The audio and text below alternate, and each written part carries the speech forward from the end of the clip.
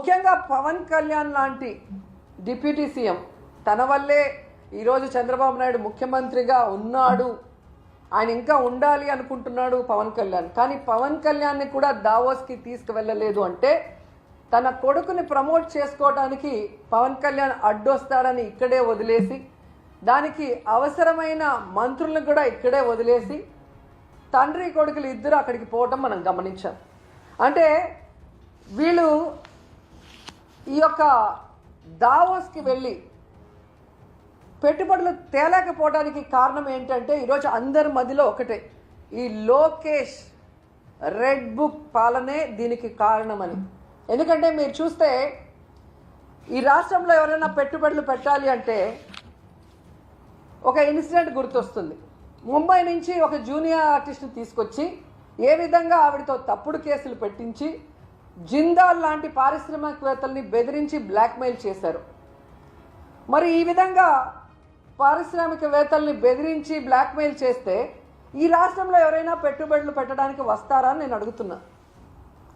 అలాగే ఐపీఎస్ అధికారులు senior most Anjaneyulu గారు, సంజయ్ గారు, ఠానా గారు, విశాల్ గున్ని లాంటి ఐపీఎస్ ఆఫీసర్ల మీద కూడా కక్ష సాధింపుగా కేసులు పెట్టి వేధిస్తే ఈ రాష్ట్రంలో ఎవరైనా పెట్టుబడులు పెట్టడానికి వస్తారా అని నేను అడుగుతున్నాను. అలాగే ఐఏఎస్ ఆఫీసర్లకు కూడా 7 నెలలుగా కొంతమందికి పోస్టింగ్లు ఇవ్వకుండా వాళ్ళని వేధిస్తూ వాళ్ళని జైల్లో పెడతామని బెదిరిస్తూ ఈరోజు చంద్రబాబు నాయుడు ప్రభుత్వం డెసిషన్స్ తీసుకుంటుంటే ఎవరైనా పెట్టుబడులు పెట్టడానికి వస్తారని నేను అడుగుతున్నా. ముఖ్యంగా ఈ రాష్ట్రంలో మీరు చూస్తే ఆడపిల్లలు, చిన్న పిల్లల మీద అత్యాచారాలు, అఘాయిత్యాలు, అలాగే హత్యలు జరుగుతుంటే అలాంటి రాష్ట్రంలో ఎవరైనా పెట్టుబడులు పెట్టడానికి వస్తారని నేను అడుగుతున్నా. అండ్ ముఖ్యంగా నారా లోకేష్ దావోస్కి వెళ్ళి సిగ్గు లేకుండా నా ప్రత్యర్థుల్ని అనగతొక్కడానికి నేను రెడ్ బుక్ని యూజ్ చేస్తున్నాను అని చెప్తే ఎవరైనా పెట్టుబడులు పెట్టడానికి వస్తారా అని నేను అడుగుతున్నాను. ఈరోజు మీరు చూస్తే ఈ రాష్ట్రానికి పెట్టుబడులు రాకపోవడానికి కారణం ఈ రెడ్ బుక్ రాజ్యాంగమే.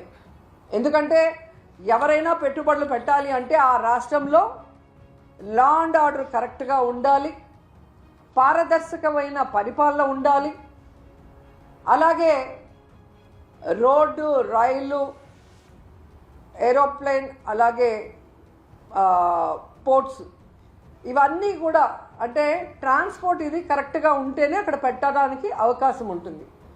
మీరు చూస్తే జగన్మోహన్ రెడ్డి గారు ముఖ్యమంత్రిగా ఉన్నప్పుడు ఇవన్నీ కూడా ఎంత చక్కగా చేశారో మీ అందరూ కూడా గమనించవచ్చు.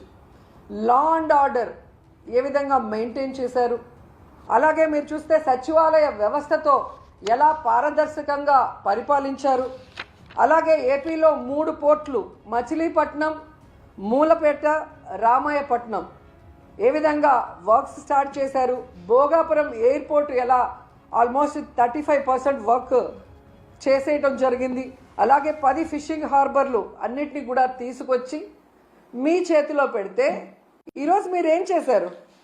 రాజకీయ నాయకులు చేస్తున్న మంచి పనులను, తప్పులను వారికి ఎలా చెప్పాలో తెలియడం లేదా? అయితే వెంటనే డిస్క్రిప్షన్లో ఇచ్చిన పొలిటికల్ వారధి వెబ్సైట్లో లాగిన్ అయ్యి స్టార్ రేటింగ్ ఇవ్వడంతో పాటు రివ్యూ రూపంలో మీ అభిప్రాయాలను తెలియజేయండి. మీ లీడర్కి మీరు ఇచ్చే ప్రతి రివ్యూ ఒక ఓటుతో సమానం మరియు వారి గెలుపుకు పునాది.